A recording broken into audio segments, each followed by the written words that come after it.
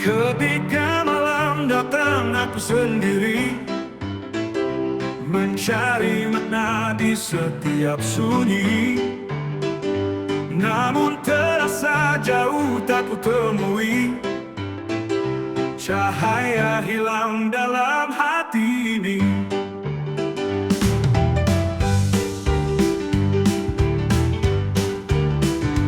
Doa terucap tanpa rasa lagi, seakan angin membawa pergi kebosanan dalam nyanyian suci.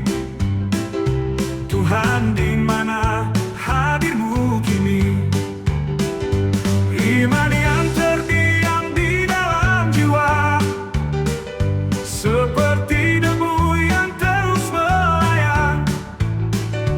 Ku butuhkan sinarmu kembali nyata.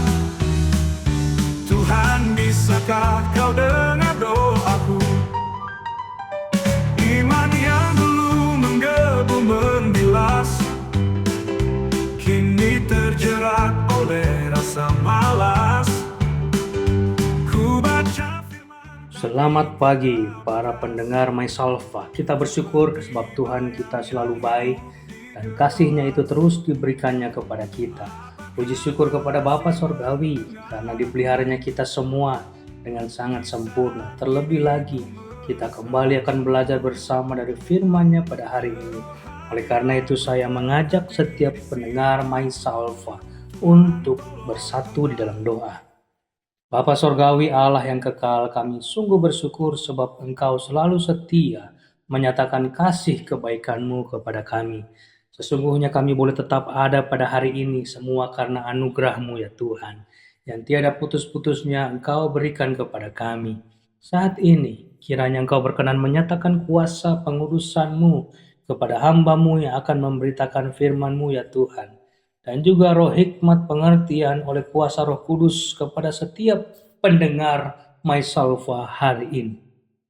Kiranya Roh Kudus juga akan membuka hati kami, baik hamba-Mu yang menyampaikan firman maupun pada para pendengar My Salva, sehingga kami dilayakkan untuk dipenuhi dengan kuasa serta berkat dari firman-Mu. Berbicaralah ya Tuhan Allah kami, sebab kami telah siap untuk menerima firman-Mu.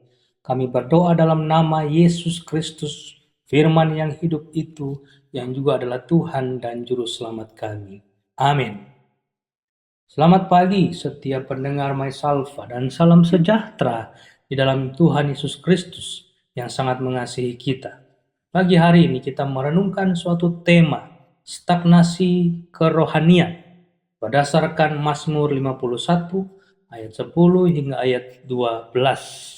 Inilah firman Tuhan, biarlah aku mendengar kegirangan dan sukacita, biarlah tulang yang kau remukkan bersorak-sorak kembali.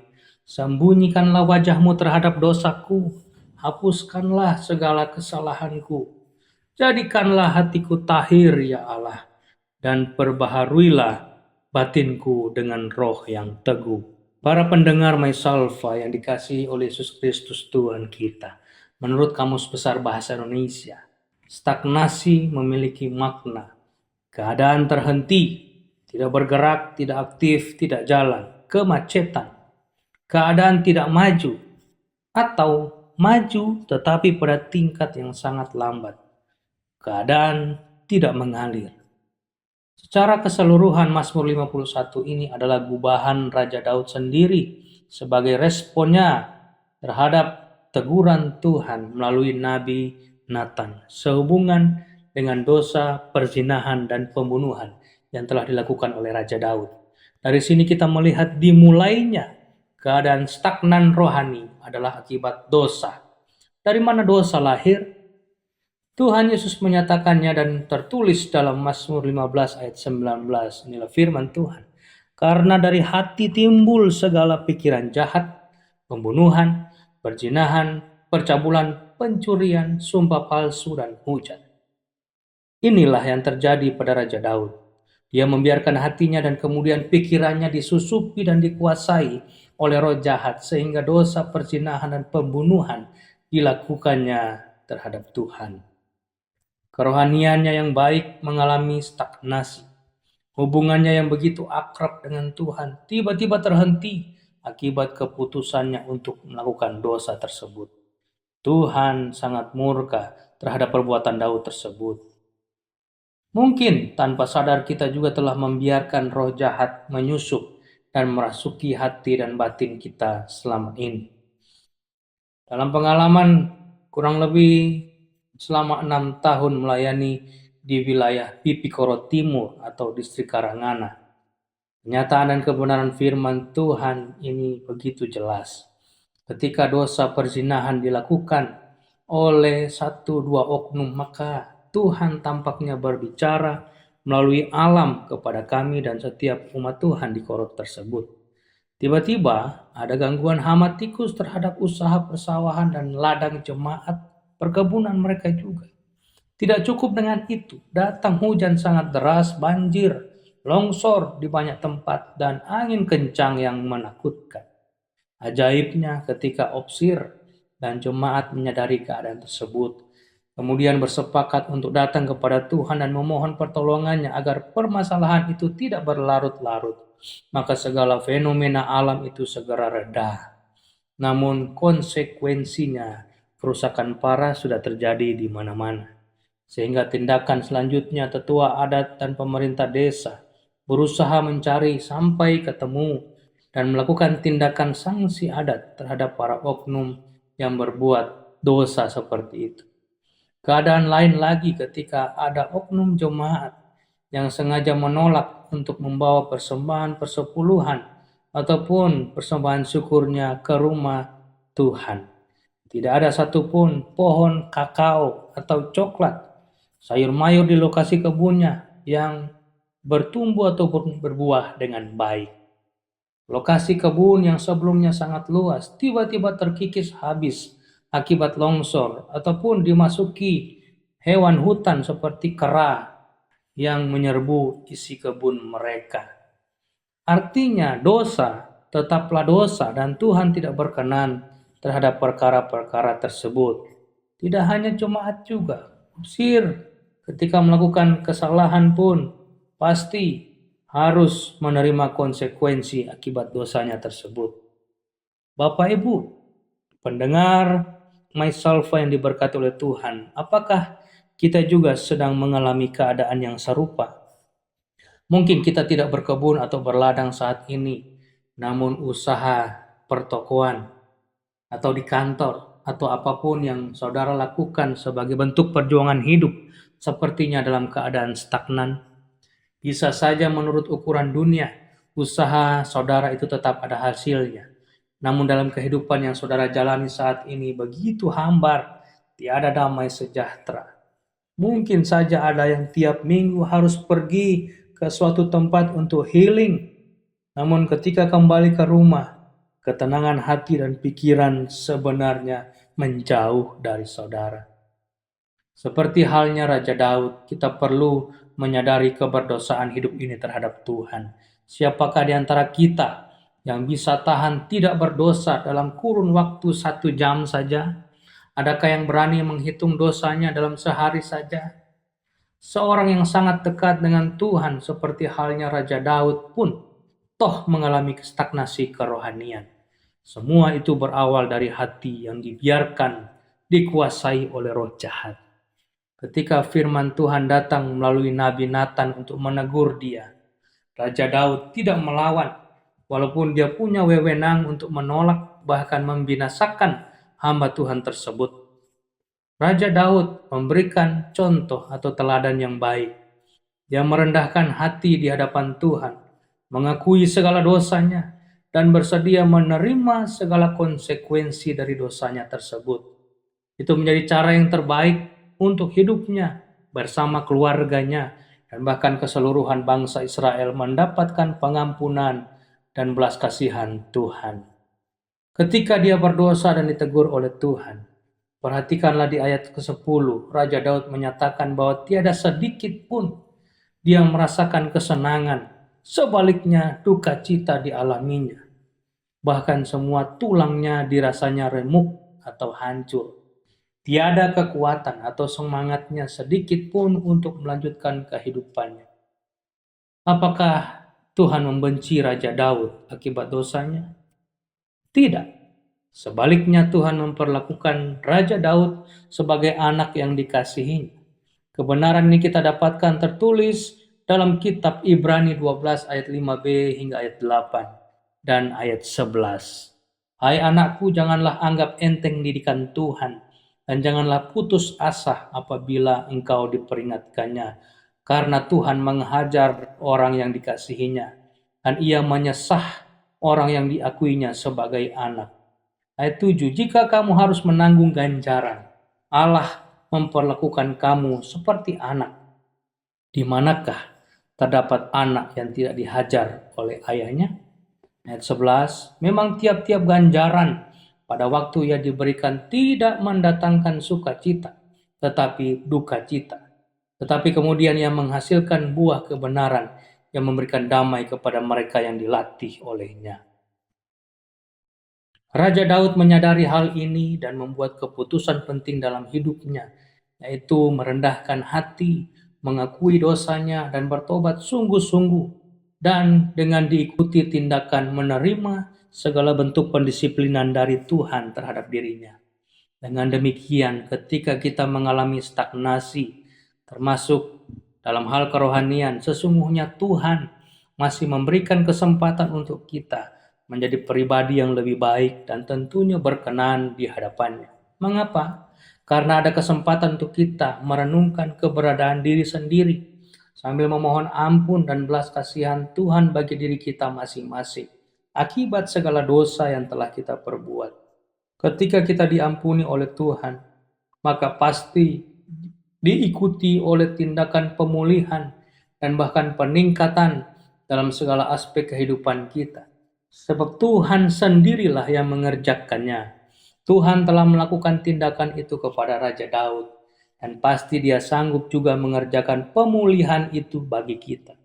Kebenaran ini dapat kita temukan dalam firman Tuhan sendiri sebagaimana yang tertulis dalam Mazmur 103 ayat 3 dan 4, ayat 9 hingga 13. Mari kita membaca dan mengucapkannya dengan penuh iman. Dia yang mengampuni segala kesalahanmu, yang menyembuhkan segala penyakitmu. Dia yang menebus hidupmu dari lubang kubur, yang memahkotai engkau dengan kasih setia dan rahmat. Tidak selalu ia menuntut, dan tidak untuk selama-lamanya ia mendendam. Tidak dilakukannya kepada kita setimpal dengan dosa kita, dan tidak dibalasnya kepada kita setimpal dengan kesalahan kita. Ayat 11, tetapi setinggi langit di atas bumi, demikian besarnya kasih setianya atas orang-orang yang takut akan Dia. Sejauh timur dari barat, demikian dijauhkannya daripada kita pelanggaran kita. Seperti Bapa sayang kepada anak-anaknya, demikian Tuhan sayang kepada orang-orang yang takut akan Dia. Para pendengar My Salva yang diberkati, dikasihi oleh Tuhan kita Yesus Kristus. Mari kita senantiasa memegang teguh kebenaran firman Tuhan dalam segala aspek kehidupan kita masing-masing. Walaupun stagnasi rohani sedang kita alami saat ini, namun Tuhan Yesus tidak pernah berhenti mengasihi dan memelihara kehidupan kita. Rendahkanlah hati kita senantiasa di hadapan Tuhan Yesus, sambil menantikan pengampunan serta pertolongannya terjadi bagi kebaikan kita kembali. Tuhan Yesus memberkati kita mulai hari ini dan di sepanjang perjalanan kehidupan kita masing-masing. Amin. Mari kita berdoa. Segala puji, syukur, dan hormat kami persembahkan kepadamu, ya Tuhan Yesus Kristus, untuk kesempatan serta kehidupan yang Engkau anugerahkan kepada kami hari ini. Teristimewa bahwa kami boleh belajar dari firman-Mu.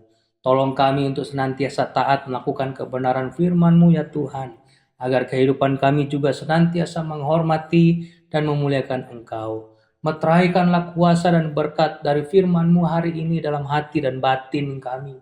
Ampunilah setiap pelanggaran dan dosa kami di hadapan-Mu. Jangan biarkan kami mengalami stagnasi dalam kerohanian atau keimanan kami. Layakkanlah kami untuk senantiasa menikmati setiap anugerah kebaikan-Mu dalam sepanjang kehidupan kami. sebab hanya dari Tuhan Yesus sajalah ada pertolongan yang ajaib dan sanggup memulihkan keadaan kami. Kami juga memohon kepadamu ya Tuhan Yesus, berkatilah secara khusus Opsir Korops di Korops 4 Surabaya dan bersama Opsir staf, keluarga dan anak-anak mereka, para karyawan dan seluruh anggota keluarganya, juga seluruh umat Tuhan, jemaat, bahkan para pendengar setia My Salva. Kiranya senantiasa ada kebangkitan rohani dari Tuhan bagi mereka semua, agar melalui Koros 4 Surabaya ada lebih banyak jiwa yang baru dituai, dimenangkan bagi kemuliaan Tuhan Yesus Kristus. Juga berkat-Mu bagi mereka yang mengurus My Salva podcast yang menjadi berkat bagi banyak orang selama ini. Terima kasih Tuhan. Dalam nama Yesus Kristus Tuhan dan Juru Selamat kami yang hidup, kami telah berdoa. Amin. Selamat menjalani aktivitas pada hari ini dalam pertolongan dan penyertaan Tuhan Yesus saja. Haleluya. Amin.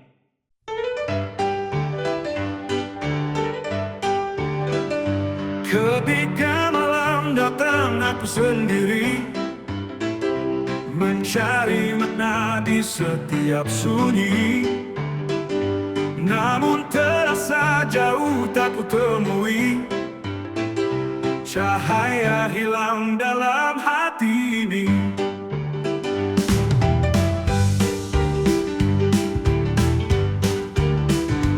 Doa terucap tanpa rasa lagi, seakan angin membawa pergi.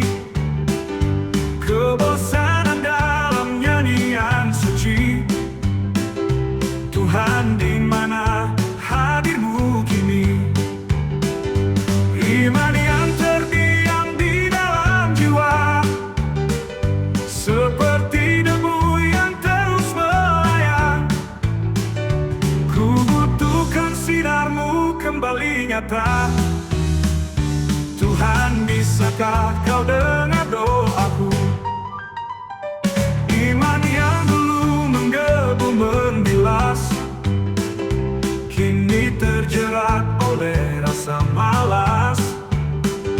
Ku baca firman tapi tiada bekas, seperti bayang yang hidup di gelas. Apakah Kau masih mendengar aku? Di saat ini ku merasa jemu. Kerohanianku terhenti di situ. Tuhan, tolong kembalikan cahaya-Mu. Iman yang terdiam di dalam jiwa, seperti debu yang terus melayang. Ku butuhkan sinar-Mu kembali nyata. Tuhan, bisakah Kau dengar doaku?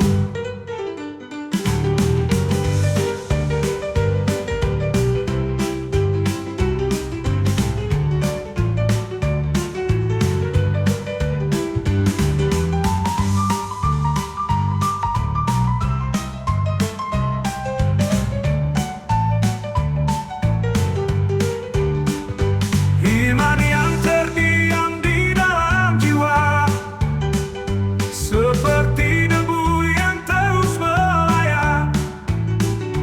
Ku butuhkan sinar-Mu kembali nyata. Tuhan, bisakah Kau dengar doa?